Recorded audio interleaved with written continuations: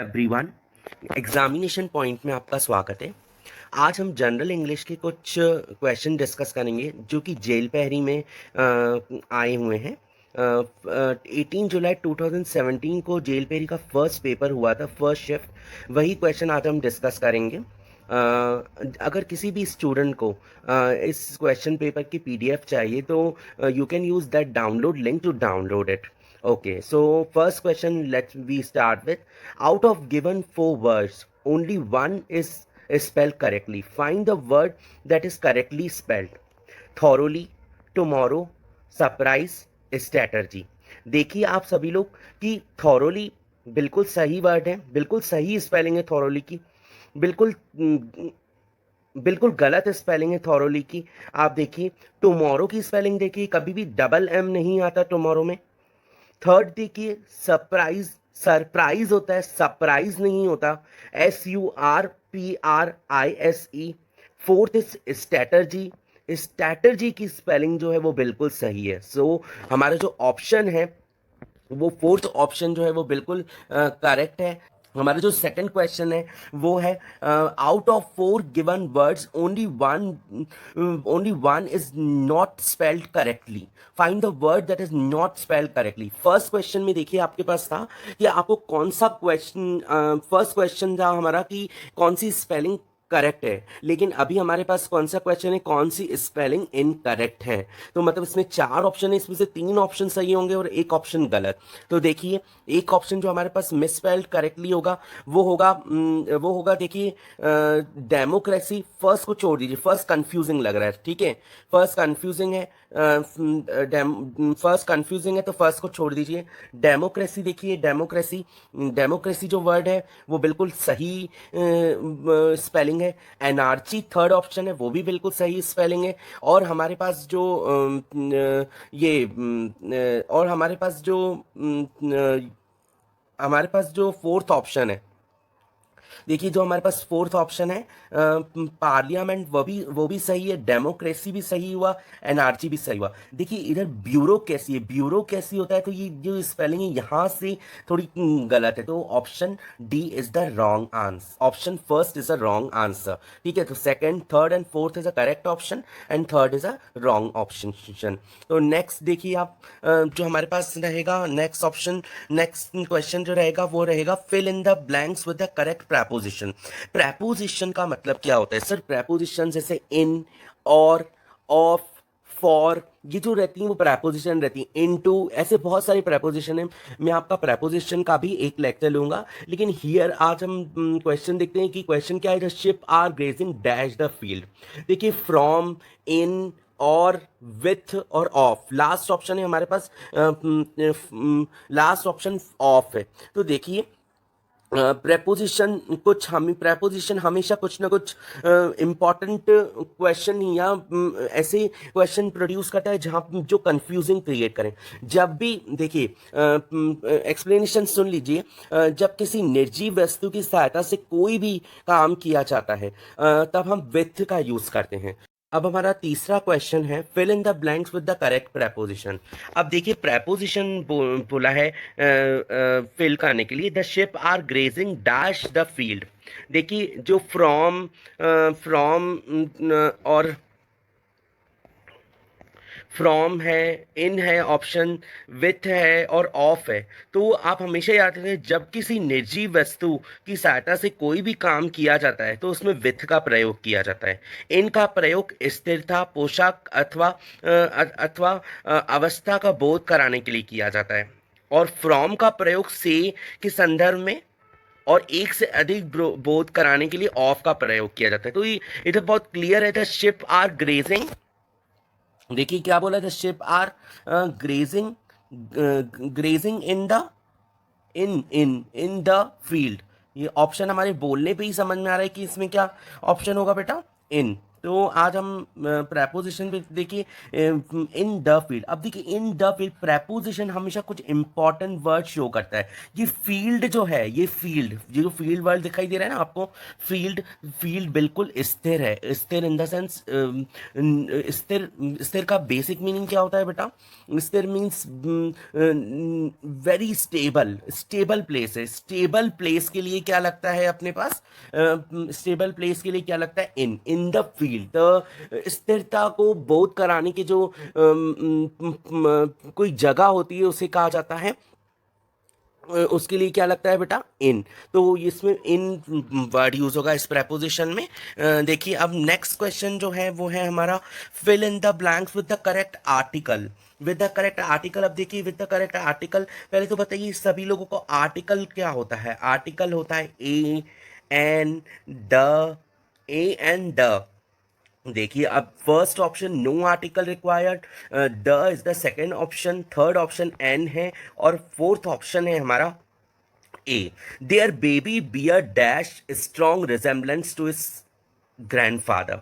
अब इसमें इसका मीनिंग समझने की कोई ज़रूरत ही नहीं है कि जहाँ पर डैश है आप हमेशा याद रखना ए का प्रयोग कॉन्सोनेंट की शुरू होने पे किया जाता है। एन का प्रयोग प्रयोग उस शब्द से पहले किया जाता है जहाँ पर वॉवेल साउंड करते हैं। और और एन दोनों इनडेफिनेट आर्टिकल हैं। तो इसका करेक्ट ऑप्शन है A. One of the following which is grammatically correct. Which is grammatically correct. अब ग्रामेटिकली करेक्ट में देखिए the bell of the church have been ringing. The bell of the church have been ringing since morning. The bell of the church has been ringing from morning. The bell of the church for morning. अब आप खुद समझिए कि यहाँ पर देखिए, मेरी बात ध्यान से सुनिएगा। मेरी बात आप सभी लोग ध्यान से सुनिएगा। यहाँ पर है फ्रॉम मॉर्निंग, यहाँ पर है फॉर मॉर्निंग। और जब हम नीचे इसकी बात करते हैं, जब हम ऊपर वाले उसकी बात करते हैं दोनों ऑप्शंस की, तो हमारे पास एक है हमारे पास फ्रॉम मॉर्निंग, दूसरा है ऑप्शन हमारे पास सिंस मॉर्निंग।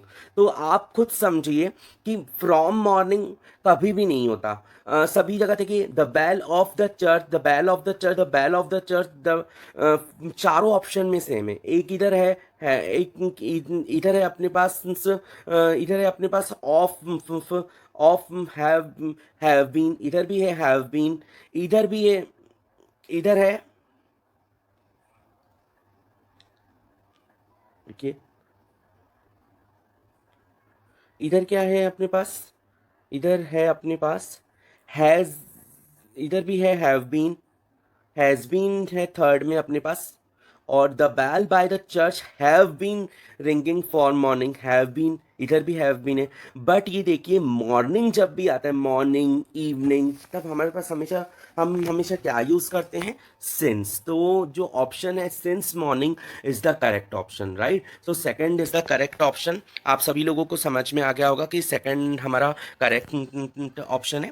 नीचे देखिए अब नेक्स्ट क्वेश्चन देखिए बेटा आप सभी लोग। नेक्स्ट क्वेश्चन है हमारा अगेन प्रेपोजिशन। आपका नेक्स्ट क्वेश्चन आया है अगेन प्रेपोजिशन। डायरेक्शन दी हुई है fill in the blanks with the preposition. He read books dash interest. तो प्रेपोजिशन क्या लगता है? अब देखिए preposition shows the relation of noun and pronoun with some words, है ना, with some words in the sentence. तो आप खुद देखिए कि books with great interest. Seventh question है out of the given four sentence choose one which is grammatically correct. फिर से ऐसा क्वेश्चन आया है कि ग्रामेटिकली करेक्ट सेंटेंस बताना है कि कौन सा चारों सेंटेंस से ग्रामेटिकली करेक्ट है। तो जो हमारा करेक्ट सेंटेंस है देखिए, Mohan did not borrow anything from his neighbour. Second option है Mohan did not borrow something from of his neighbour. अब हमारा और है Mohan did not borrow anything from his neighbour. और फोर्थ ऑप्शन है Mohan did not borrow something from his neighbour. तो देखिए हमारे पास फर्स्ट ऑप्शन देखिए, Mohan did not borrow anything from his friend from his neighbour. Mohan ने अपने नेबर से कुछ भी नहीं लिया है। मोहन ने अपने नेबर से कुछ भी नहीं लिया है। ठीक है, तो हमारा यही सही ऑप्शन है, तो हम इस ऑप्शन पे क्लिक कर देते हैं। ओके, नाउ अब हमारा नेक्स्ट क्वेश्चन है, fill in the blanks with the correct article. Again article भरना है। My cousin Ravi will arrive from dash New York in July. देखिए यहाँ पर डैश सिटी के पास में दिया हुआ है। डैश सिटी, न्यूयॉर्क एक सिटी है, ठीक है।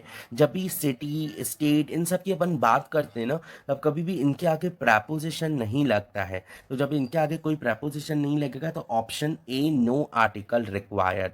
देखिए, my cousin Ravi will arrive from a New York, no, New York के आगे अ नहीं लग सकता, कोई ये इनडेफिनिट थिंग नहीं है।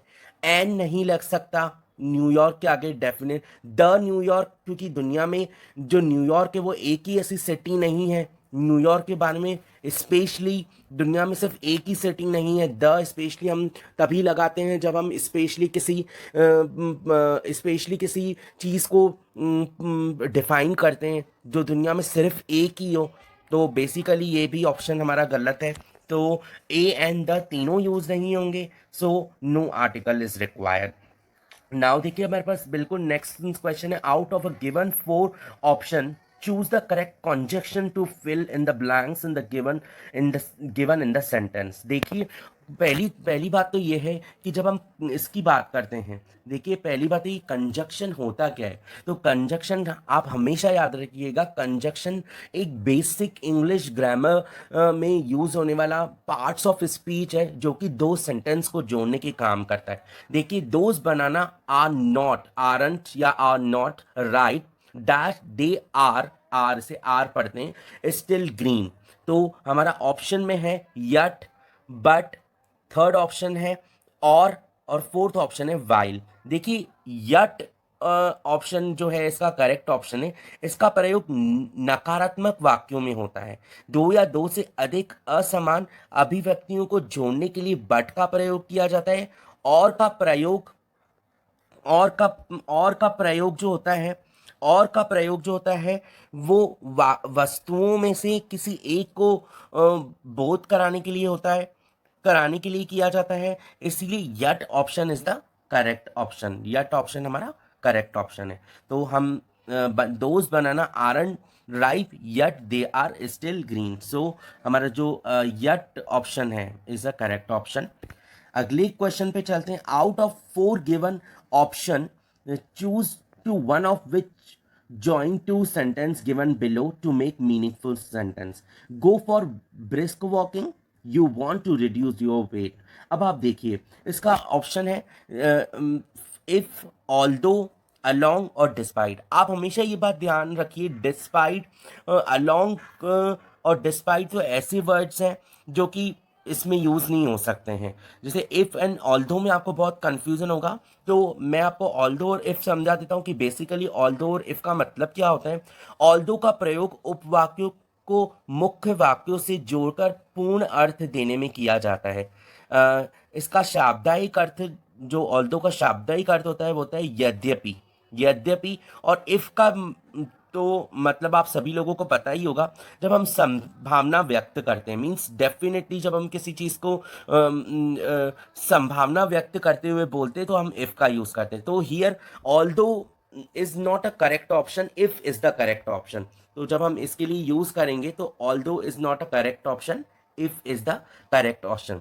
गो for a brisk walk, walking if you want to reduce your weight. आपको वॉक करनी चाहिए अगर, अगर बताते हुए आप अगर कोई भी वर्ड यूज करते हैं इफ, तो वो अगर का प्रयोग करता है। ठीक है, हमारे पास नेक्स्ट क्वेश्चन है, out of the given option choose the most appropriate fill in the blank. She said that she dash win the sack race. अब ये देखिए क्वेश्चन बहुत सिंपल है और इसमें भी हमें कुछ ऐसे ऑप्शंस दिए गए हैं जो कि कंफ्यूजिंग ऑप्शन है, और इसमें हमें वो ऑप्शन के बारे में बताना है, उस ऑप्शन को टिक करना है जो कि अप्रोप्रिएट ऑप्शन है। ठीक है, she is sad that she is sad that she dash win the sack race. देखिए कुड का प्रयोग हमेशा पास्ट में योग्यता, शक्ति, क्षमता को बताने के लिए किया जाता है। कुड का प्रयोग विनम्र निवेदन के लिए भी किया जाता है। एबिलिटी, पावर, कैपेसिटी के लिए कैन का प्रयोग किया जाता है। मस्ट का प्रयोग फ्यूचर और प्रेजेंट टाइम बताने के लिए किया जाता है। Actions like action that done in future and present. So आप देखिए इसका जो ऑप्शन है, she is sad that she can not have win the race. Either ये होगा could not have win the race, या होगा could not win the race, और होगा मस्ट हैव। तो आप उस देखिए जो ऑप्शन है उसका जो ऑप्शन है could not is the third option which is correct option. इसके लिए जो ये ऑप्शन रहेगा वो कुड नॉट ऑप्शन हमारा करेक्ट ऑप्शन रहेगा। ठीक है, तो इधर हम कुड नॉट हमारा जो ऑप्शन रहेगा वो करेक्ट ऑप्शन रहेगा। She is said that she could not win the race. इसमें उसकी एबिलिटी के बारे में बात की जा रही है, उसकी योग्यता के बारे में बात की जा रही है कि वो रेस जीत पाएगी या नहीं। तो could not is the right answer. ठीक है, हमारे पास जो नेक्स्ट क्वेश्चन है, find the word which can be replace by for the given sentence. A person who is unable to pay off his debit. ये देखिए आप बिल्कुल क्वेश्चन को देखिए। ये आप जो आपका जो क्वेश्चन है वो बिल्कुल है, a person who is unable to pay pay देखिए, unable to pay. Affluent, immigrant, legitimate is not the correct answer. जब कोई भी इंसान, कोई भी पर्सन बैंकरप्ट हो जाता है तो वही पर्सन अनेबल होता है कुछ भी पे ऑफ करने में, अपनी कर्ज पे ऑफ करने में। वही असमर्थ पर्सन होता है जो जिसके बारे में बात की जाती है। दैट बेसिकली वो जो वन वर्ड यूज किया जाता है उसके लिए वो होता है बैंकरप्ट। तो वो bankrupt is the right answer. Next question देखिए आप सभी लोग, find the word which can be replace. Again वैसा ही क्वेश्चन आ गया है। Life history of a person is written by himself herself. देखिए प्रॉस और देख, फर्स्ट ऑप्शन प्रॉस है, सेकंड ऑप्शन ऑटोबायोग्राफी है, थर्ड ऑप्शन बायोग्राफी है, और फोर्थ ऑप्शन इंसाइक्लोपीडिया है। अब देखिए इंसाइक्लो प्रॉस और सॉरी देखिए पॉर्स और इंसाइक्लोपीडिया में तो आपको पता है डिफरेंट डिफरेंट सोर्स की डिफरेंट डिफरेंट इंफॉर्मेशन होती है। लाइक नॉलेज होती है। लाइक अगर मैं किसी भी टॉपिक के बारे में बात करूं, लाइक प्लैनेट के बारे में अगर मैं बात करूं तो प्लैनेट की इंफॉर्मेशन उसमें होगी। एनिमल्स के बारे में बात करूं तो एनिमल्स की information. Encyclopedia which help to provide different information from different sources, right. और prose is related with poetry, तो ये तो बिल्कुल ही गलत ऑप्शन है। कंफ्यूजन होगा ऑटोबायोग्राफी और बायोग्राफी के बीच। देखिए बायोग्राफी वो होता है जैसे किसी ने कोई भी किसी भी पर्सन के बारे में उसकी जीवनी लिख सकता है, मतलब उसके बारे में लिख सकता है, उसके बारे में पूरी इंफॉर्मेशन लिख सकता है। वो जो भी उसकी जीवन से रिलेटेड है बातें हैं वो सभी बायोग्राफी। लेकिन वो खुद वो पर्सन नहीं होगा जिसने अपनी जीविका के बारे में, उसकी आजीविका के बारे में किसी और पर्सन ने लिखा होगा। लेकिन ऑटोबायोग्राफी, ये जो ऑटो वर्ड यूज होता है ना, आप सभी लोग इस बात का ध्यान रखें कि जो ऑटो वर्ड यूज होता है ना, ऑटो, इस ऑटो का ही मतलब होता है ऑटो का मतलब होता है सेल्फ। ऑटो का ही मतलब होता है सेल्फ। तो आप सभी लोग ये बात ध्यान रखिए, ये जो ऑटो वर्ड है which is actually called autobiography, जो जीवनी, जो आजीविका उस पर्सन ने खुद जी और खुद लिखी है उसे ऑटोबायोग्राफी कहा जाता है। I hope you understand my lecture. आपको सभी को समझ आ रहा होगा। तो आप देखिए आप सभी लोग ऐसे क्वेश्चंस जनरली पढ़ के जाया करिए जो वन वर्ड प्रोड्यूस करते। जैसे पहले वाला क्वेश्चन भी था, उससे पहले वाला क्वेश्चन भी बैंकक्रप्ट वाला क्वेश्चन आया था। ऐसे क्वेश्चन जनरली जेल पहरी में पूछे जाते हैं। In this sentence there might an error, find out which of the following is an error. If there is no error mark D no error. First question देखिए, इसमें कुछ पार्ट्स दिए हुए और आप सभी लोगों को ये बताना है कि इसमें किस में प्रॉब्लम है, मतलब कौन से सेंटेंस में प्रॉब्लम है। सो देखिए A, Australia is more democratic country than Britain. अब देखिए कोई भी इसमें गलत नहीं लगी। यहाँ पर जो देखिए इसका जो ऑप्शन है वो है वो क्या है ऑप्शन। देखिए इसमें जो ऑप्शन है वो है ए, ऑस्ट्रेलिया इज मोर। ये तो बिल्कुल सही लगे देन। अब देखिए यहाँ पर आप खुद देख सकते हैं, ये जो देन कंपेयर करा गया है ब्रिटेन से, तो ये देन जब भी कंपैरिजन वाला वर्ड यूज होता है वो होता है देन। ये वर्ड यूज होता है THAN। आप हमेशा इस चीज को ध्यान रखें, जब भी कंपैरिजन होती है तो वो THAN होता है, वो देन नहीं होता है। वो तो देन जब हम कोई भी सेंटेंस उसके बाद बनाते हैं, मतलब देन इसके बाद में ये करूंगा, देन इसके बाद में ये करूंगा, वो देन होता है THEN। लेकिन हियर जब कंपैरिजन होगा तो THAN ही होगा। So here my correct option is C. So here correct option हमारा सी यूज होगा। ठीक है, अब नेक्स्ट क्वेश्चन पे आ जाते हैं। In the given sentence there might be an error, find out which of the part of the sentence has an error. Again वैसा ही क्वेश्चन आया है। A, for distribution, B, are they, C, no error, and D are the option D, no error. This copies are for distribution, are they, and no error. तो आपको इसमें समझ में आ ही गया होगा कि कौन सा ऑप्शन करेक्ट है इसका। अब आप खुद समझिए कि जो ये हमें दिया गया, हमें जो ये ऑप्शन दिया गया है, आंसर है दिस कॉपीज आर, बिल्कुल सही है। ओके, फॉर डिस्ट्रीब्यूशन भी सही है। आर दे, ये सही है क्या? आर दे, आर दे, ये सही है। और नो एरर, तो इसका ऑप्शन है थर्ड, इसमें कोई एरर नहीं है, इसीलिए इसका ऑप्शन है no, there is no error in the sentence. ठीक है, तो नेक्स्ट क्वेश्चन अपन ले लेते हैं। A sentence with underline idiomatic expression. आप हमेशा ये बात ध्यान रखिए, ये जेल पहरी की जो इंपॉर्टेंट क्वेश्चंस में से आता है वो होते हैं आइडोम्स। आइडोम्स का मतलब होता है मुहावरे। जैसे हिंदी में मुहावरे तो बहुत इजी होते हैं लर्न करना, but it's somehow difficult in English. So कुछ ऐसे इंपॉर्टेंट आइडम एक्सप्रेशंस होते हैं जिसे जिसे पढ़ के भी कभी भी आप ऑप्शन पे डायरेक्टली टेक नहीं कर सकते हैं कि उसकी भी मैं आपको शॉर्ट ट्रिक बता देता हूँ। To take the law into one's hand, her mother took the law into her own hands when she heard that her child had been abused. First, to do something in order to punish someone. None of those. To wear the clothes of the judge, to lift something. अब देखिए, आप देखिए इसका जो option है, इसका जो option है वो है अब आप ऑप्शन पहले मत देखिए। Her mother took the law into her hand when she heard her child. देखिए ये सेंटेंस पढ़ने में, ये वाला जो पढ़ने में जो ये सेंटेंस है, अपने आप में ही कुछ रिफ्लेक्शन शो कर रहा है ना। देखिए अपने आप में कुछ रिफ्लेक्शन शो कर रहा है कि उसके बेटे को किसी ने गाली दी, अब्यूज्ड, और ऑफ कोर्स वो लॉ की तरफ जा रहा है। तो ये जो लॉ वर्ड है, टू टेक द लॉ, देखिए थोड़ा सा लॉ और लॉ ये इसमें भी है, ये इसमें भी है। तो पनिशमेंट, लॉ से रिलेटेड वर्ड अपन को ढूंढने में आ रहा है, तो वो है punishment. So here first option will be the correct answer. ठीक है, लॉ पनिश से रिलेटेड है तो first option will be the correct answer. तो अपन फर्स्ट ऑप्शन पे क्लिक करेंगे। Without any doubt, first option is my correct answer, right? So next question है, a sentence with the idiomatic expression is a given. Again अब देखिए यहाँ idiomatic expression बिल्कुल अलग है। wash my hands off, wash my hands off, again sentence में भी use करते हुए दिया है, that car was a real headache, I washed my hand long ago। अब देखिए बिल्कुल बिल्कुल घबराने वाली बात नहीं है इधर।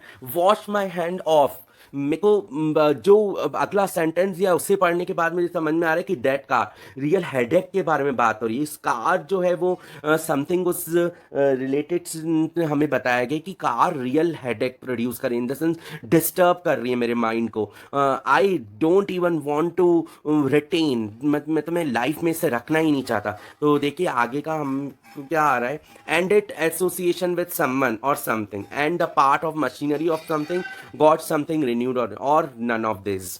लेकिन देखिए आप मेरी एक बात ध्यान से सुनिए, जब वो बात कर रहा है कि मुझे ये कार अपने जीवन में एसोसिएट ही नहीं करनी, that car was a real headache. अब देखिए एसोसिएशन वर्ड यूज हो रहा है कहीं पर, something is related with, second option is the correct answer. ठीक है, मुझे इससे कोई एसोसिएशन, कोई नाता ही नहीं रखना, ये मेरे लिए हेडेक बन गया है, इसीलिए I just wash my hand off. इसको कहा जाता है just wash my hand off with this car, ऐसा भी बोल सकते हैं। This that car was a real headache, I wash my hand long it ago. Long it ago मतलब बहुत सालों से मैंने उस कार को छोड़ चुका हूँ, या मैं उस कार से पीछा छुटवा चुका हूँ, मेरे बहुत हेडेक हो रहा है, तो सच टाइप ऑफ थिंग।